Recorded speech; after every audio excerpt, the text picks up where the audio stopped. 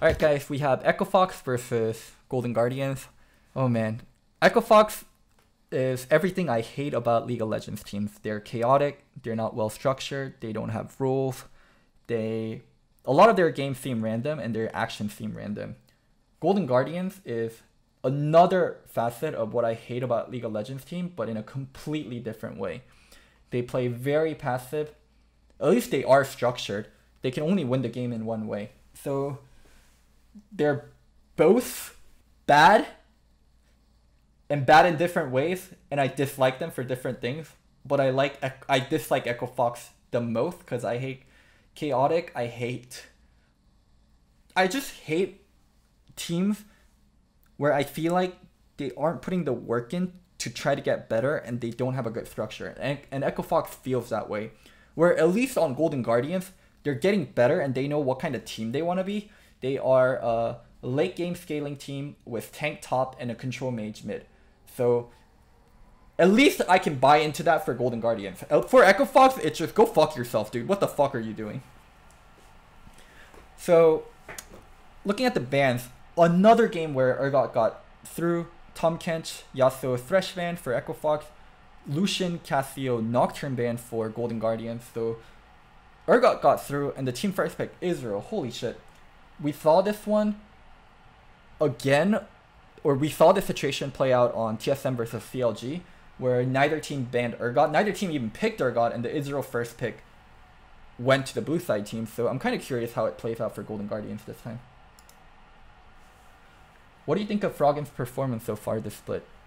It's exactly what I expected out of Froggen. Froggen's good at what he's good at. Laning, building small advantages, being a good team fighter. Froggen's bad at what he's bad at. Roaming, playing non-control mages, being proactive. So I think we got exactly what we signed up for when Golden Guardians picked up Froggen. Kalista All-Star, that's a really strong lane. And especially if that's a lane, if you can get priority and control, that is a very, very hard lane to play versus in mid-game. Kalista All-Star alone gives you all the engage you need. Is Kalista good again? Kalista is definitely playable. Ooh, there's the Urgot pick that I've been talking about. Banning Yorick, they're banning out the counters to Urgot. It seems like a lot of teams think Yorick is a counter to Urgot, and that's why they don't want to take early Urgot. Because they feel like they can get counterpicked with Yorick. And then Zoe ban. Into Echo Fox. Blinding Ori. Or banning Ori and then banning Karthus. Ban Karthus versus Golden Guardians, can't ban. How come we don't see very much Kalista despite all her tools? Because she loses to Lucian. Mid-game versus Israel, it can be really hard in the 1-3-1 situation. And most teams aren't good about executing Kalista. I love this draft from Golden Guardians. A lot of proactive tools. Kalista, All-Star, Lee Sin. Sion draft into Urgot, very standard. So there's a lot of ways you can take things here. Some teams might draft Kassadin and play off the top lane and bot lane and try to scale. That's one way you can play this. Another way you can play versus Corki is try to draft something like Ahri and like Ahri Lee Sin and play very aggressive on the Corki. That's another way you can do it. AD carries are vulnerable, so there's a lot of different directions you can take it. And they went with Victor instead. This is such a Froggen pick, and this is something that I personally dislike about Froggen. Froggen doesn't really edge out matchups. Froggen doesn't really pick counter picks that really destroy the other person, but he tries to get instead small leads on the other laner. And this is another example of that, picking Victor into Corki and getting a small lead in lane. Preference of All-Star versus Braum. Right now, All-Star for sure. All-Star is just a better champion. Why are you guys telling me not to watch this? I'm 11 minutes away.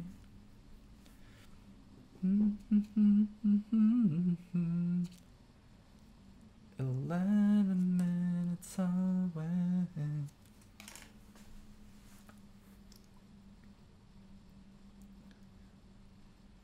Will next weekend be played on 9.4? For sure.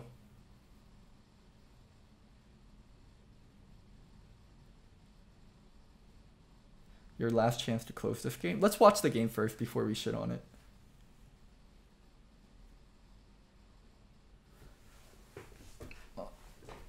Okay, I'm drinking water.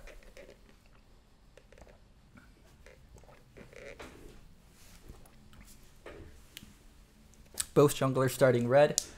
One thing that's interesting is Golden Guardian's not giving a leash at all. Haunter wants to be in lane early and get priority.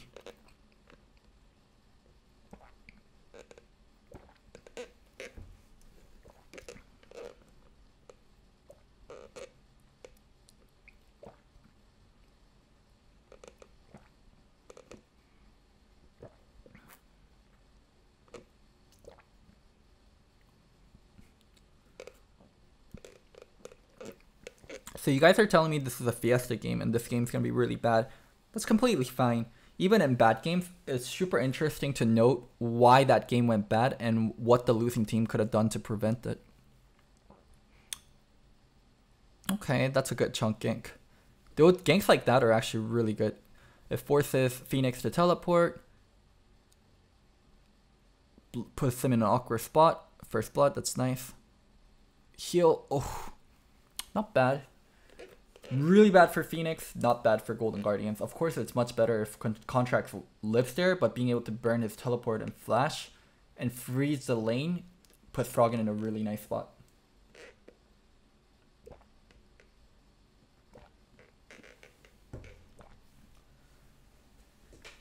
I'm not sure if he can buy tickets at the arena. I'll be frank, I have no idea how to buy tickets because I go to LCS with a media pass, and for the last 4 years, I've been on a team, so I never needed tickets to get into LCS, so I'm not the right person to ask regarding tickets, sorry.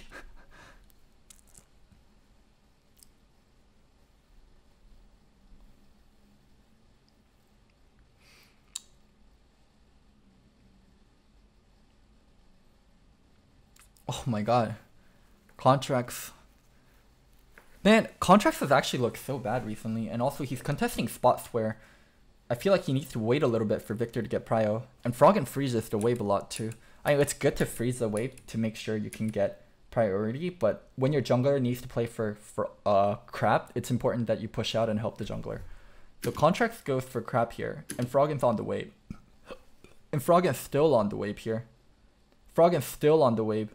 He's still on the wave. He's still on the wave. He's still on the wave, and Phoenix comes in and kills the Contracts. So Froggen prioritizes the wave over the crap.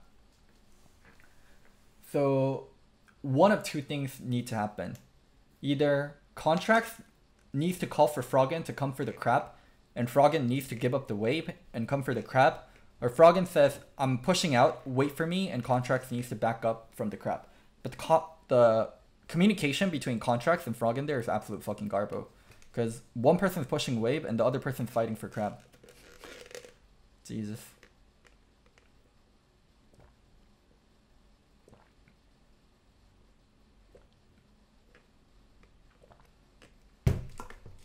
Oh my god. Froggen give up the Froggen had no priority. Are you serious? Froggen had no priority? Froggen wasn't laning versus anyone. Phoenix was in base, and he went from base to crab. Why do you need priority if your enemy mid laner is not even there? This is what I mean by Froggen though. Froggen's getting so much help in terms of getting a lead, but the only thing that Froggen does with his lead is get a CS advantage on the enemy mid laner. I don't think that's what League of Legends is about right now for mid lane. It's not just about getting a CS advantage. It's about a lot of things as a mid laner, and I feel like Froggen doesn't do much with his lead.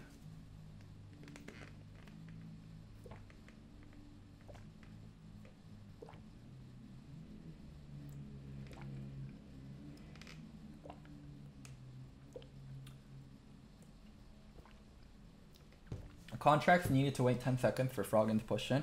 If Contracts waits 10 seconds for Froggen to push in, they lose that crap.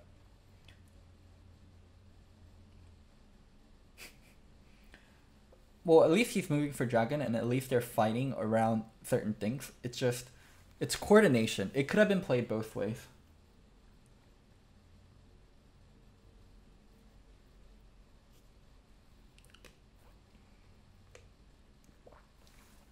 Okay, I'm sorry. I'm just drinking the water. Sorry, guys.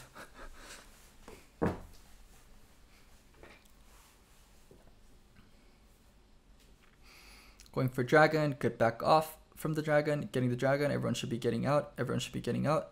Oh, actually, that kill on Hakoa changes things. And they could have even fought again, depending on if Froggen had his ult up there.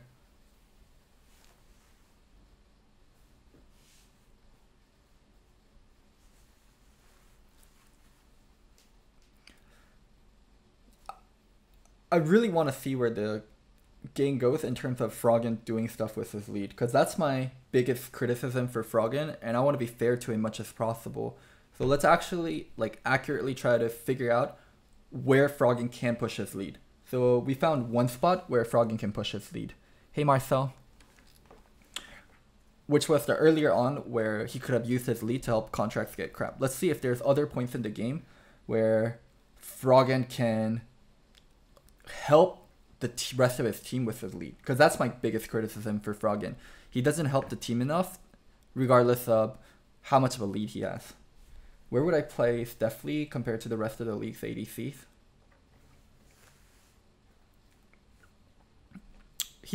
I think Deathly's bottom half, but even as a bottom half AD, I think he has a lot of room for improvement. Okay, Froggen went to go get wolves. You can see how Echo Fox has here. This is the thing I have big problems with. Let's talk about this. I think Froggen placed this pink here. Echo Fox has more control and more worth for bot lane than Golden Guardians does.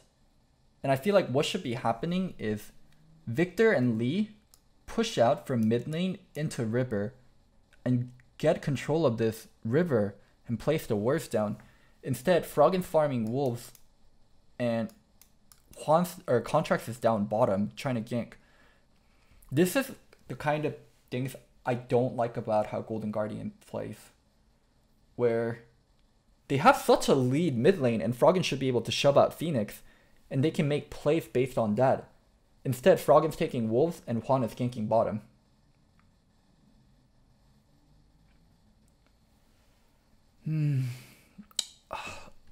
I would have much rather seen them play through mid, and this is just such a weird place for them to be in.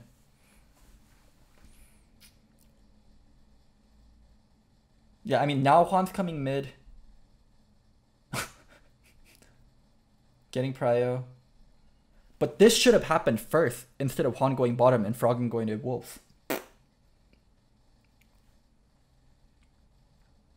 Yeah, rush build is good this time. They definitely need to play from mid. Game, I'll just learn this basic rule of League of Legends, guys, and I promise you to make things 10 times easier. Through mid, do your play through mid, activate your mid lane. Support goes mid lane first and activates mid lane. Jungle goes mid lane first and activates mid lane. Do things through mid. It just makes life so much easier.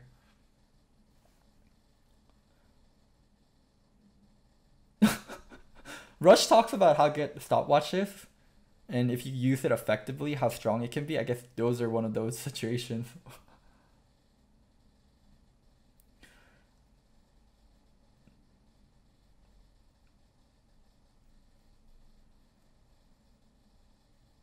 Rush, good E-flash, and then ult, stopwatch. Like, these are plays where I feel like, oh man, Rush is worth his value. When Rush does plays like this, I'm like still impressed with Rush. And I'm like, damn, Rush is still good. But Rush is just so much about playmaking, and I feel like he's missing a lot of the basics.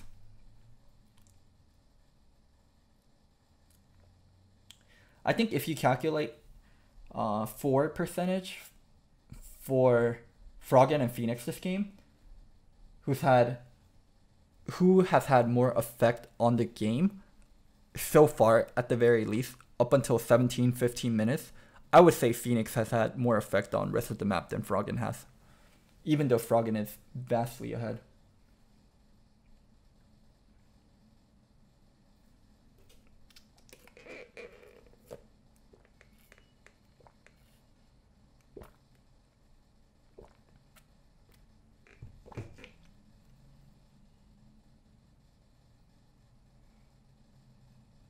Oh my god, GA first without finishing Ninja Tabbies or Mercs.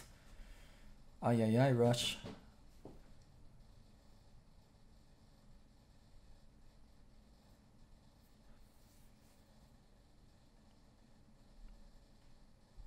Now both teams are going to look for a team fight. Urgot and Sion aren't very good split pushers, but both teams looking for a team fight. They have really good tools for engage. Jarvan's a great engage tool. Kalista with Alistar is a great engage tool.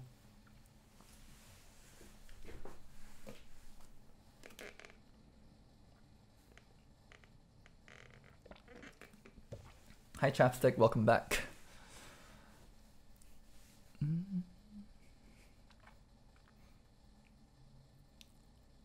Both teams setting up for Dragon. Fox starting it up first. Golden Guardian fighting for mid priority and giving up the Dragon. Dragon for first mid turret is okay. Ooh, this is awkward though.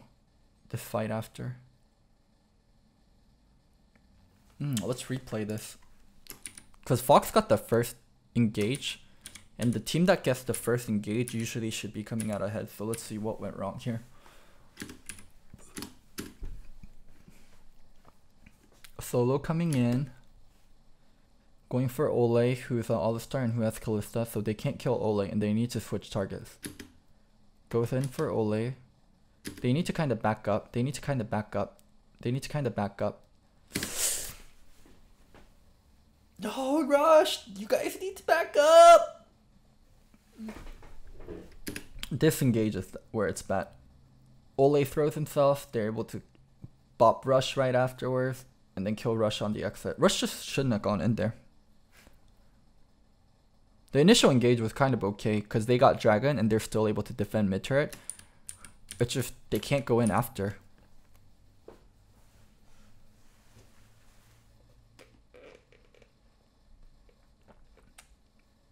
Not the greatest target to go on, and they have to recognize, okay, we're not going to be able to kill Ole, and then we just back up. Instead, they're going in.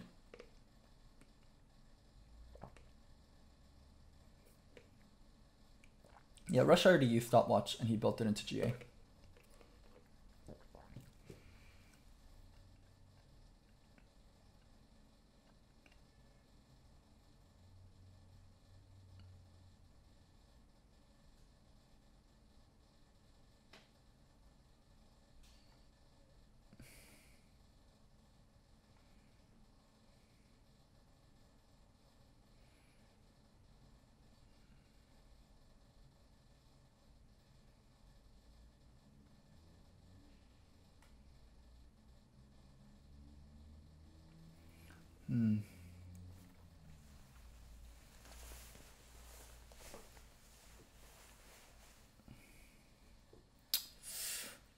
Oh my goodness. Rush still not finishing Ninja Tabby. God, I hate this.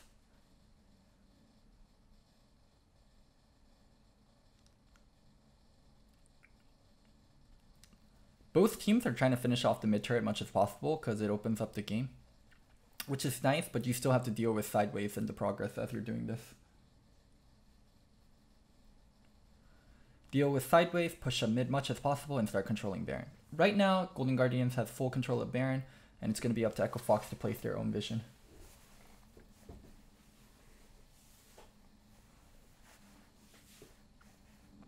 Let's see what they do. Pushing up mid, trying to get control. Oh man. I mean, of course, Ninja Tabby doesn't help you versus like Liv versus Victor there, but maybe not rushing GA might help a little. Echo Fox winning the mid fight while Froggen's off to a side lane. That's not something, what is it? That's not something to criticize Froggen for. That's just rest of Echo Fox played too aggressive there. Or not rest of Echo Fox, Golden Guardians played too aggressive there. Oh no, Rush.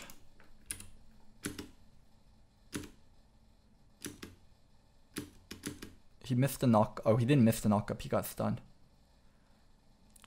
Oh, but this is what I mean regarding like when you rush GA first on Jarvan, you become so fucking reliant on like playing with your team and so reliant on stopwatch timing, on Guardian Angel timing. You have no base stats. And he's building his champion not to have base stats. So I'm kind of worried. Rush AFK, he was reading chat. Yeah, Rush has no base stat, so he gets one shot so easily. Oh, EQ cancel there, and then getting deleted.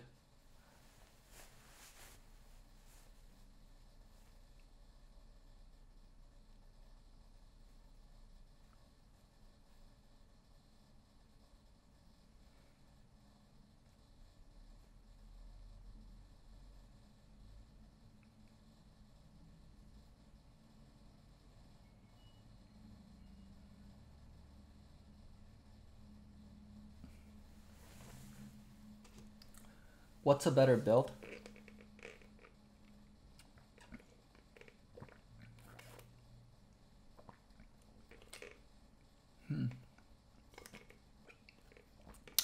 I'm trying to think. Probably Sterix, Warrior Sterix. We can check out what the other Jarbins are building. It's just rushes for Guardian's Angel without finishing the jungle item or a Ninja Tabby, and those are the most gold efficient items. That's my biggest problem with his Guardian Angel build, is how early he gets Guardian Angels, but we'll see what are the better builds.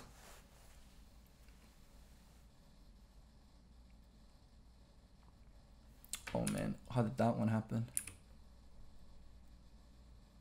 Froggen waiting in the brush, Rush can't land it engaged, and he's left in an awkward spot.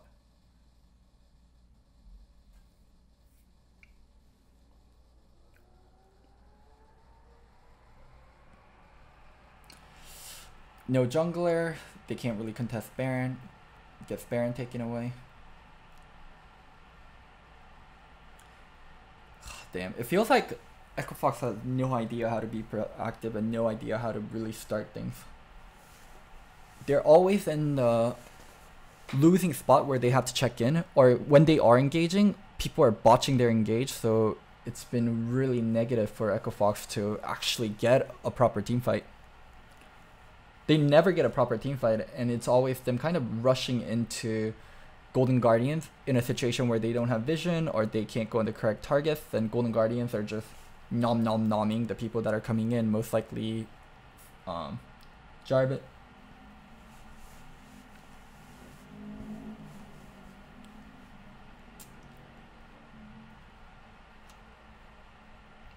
Okay,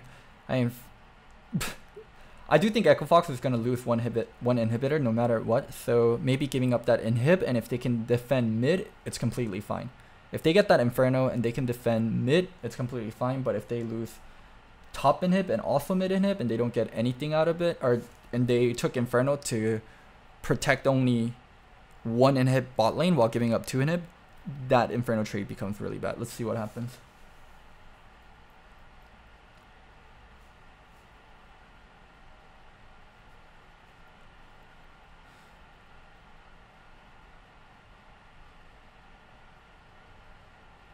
If they lose multiple inhibitors, it is a bad trade. Because by going for that Inferno, they let the top wave push in. Do I like this trade? They lost 2 turrets, 3 turrets if I count the inhibitor one, and an inhibitor. 3 turrets plus the inhibitor to make sure they get Inferno.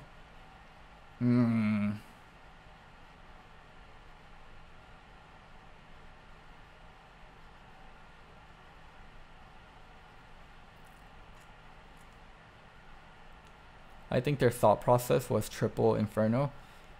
Yeah, giving up triple Inferno is bad, but I think giving up inhibitors are much worse.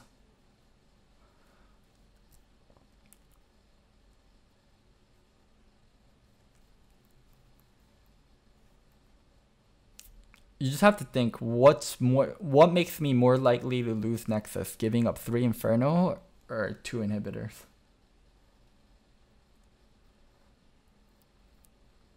And technically, they didn't lose 2 inhibs. They just lost the inhibitor turret mid lane.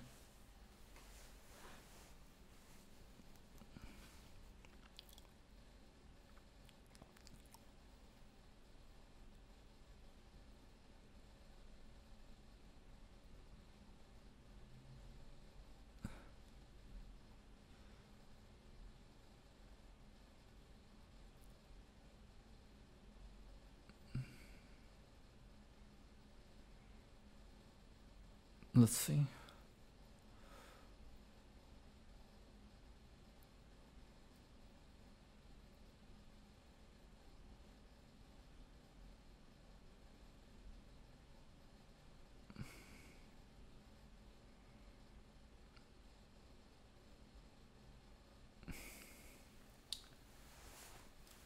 see what goes.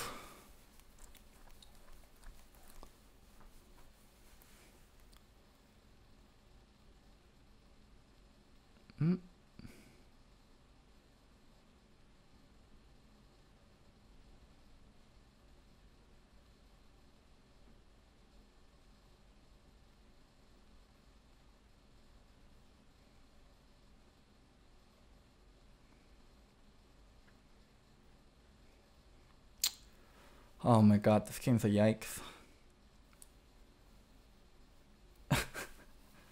So, if you hate Echo Fox so much, how do you think they are so successful this split? I wouldn't call this success. And if you do talk about success, I do think a lot of their wins came from earlier on in the season when a lot of the teams weren't fully stabilized yet. And they were able to pick up wins from teams that didn't have their shit together. I would definitely not call this success for Echo Fox. Overall, Golden Guardians played better than Echo Fox. I just wish I saw a little bit more earlier from Golden Guardians, but I completely understand what kind of team they are and what kind of team comps they're going for and what kind of goals they're trying to accomplish, which is probably just making playoffs. So I actually understand them completely. Good for doing what you guys are doing. I hate how you guys are winning and I hate how slow you're playing, but it's actually pretty decent.